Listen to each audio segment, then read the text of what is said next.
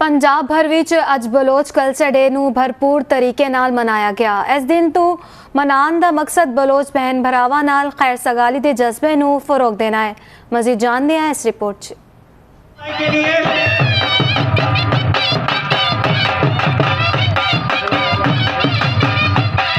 लिया विच Balochi culture day के मौके उत्ते Mohammad Ali institute of science and technology which तकरीब बनाई गई, जिदे विच मुआविन खुसूसी वज़ीर आला पंजाब रफाकत गिलानी ते डिप्टी कमिश्नर लिया असफर ज़िया ने खुसूसी तौर ते शिरकत की थी। मेहमाना दे सर ते बलोची पगड़ियां बनिया गईयां। पड़ाकुआं ने बड़े सोने बलोची लिबास पाए। पंडाल विच बलोची सकाफत ते बड़े सोने रंग नजर आ रहे सन।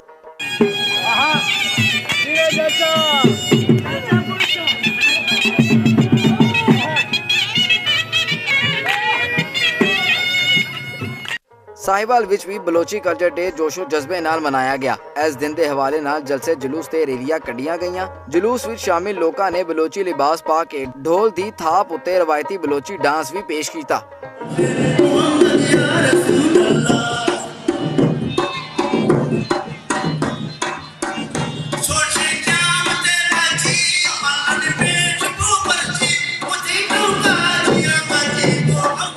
वज़ीर इत्तलात और सकाफत हुकूमत पंजाब की ज़ेरे निगरानी DG खान आर्ट्स कौंसल विच बलोची कल्चर डे मनाया गया। मेहमान खुसूसी commissioner Dera Ghazi Khan doctor Irshad Ahmad, RPO Mohammad Faisal Rana, deputy commissioner captain Mohammad Ali Ijaz, political assistant Mohammad Hamza नूं रवायती बलोची पग पवा के एना दी दस्तार बंदी की गई।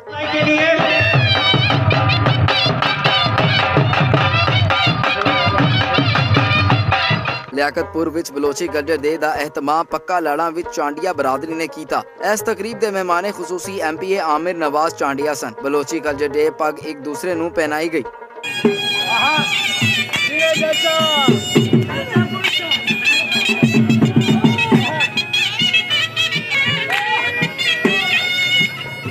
पंजाब भर विच होने वालियां बलोची कल्चर डे दी तकरीबात विच लोकां दी वड्डी तादाद ने शिरकत की थी। बलोची कौम जुर्रतमंद कौम है। पंजाब विच 30 ते सिंध विच 40% बलोची वसदे ने।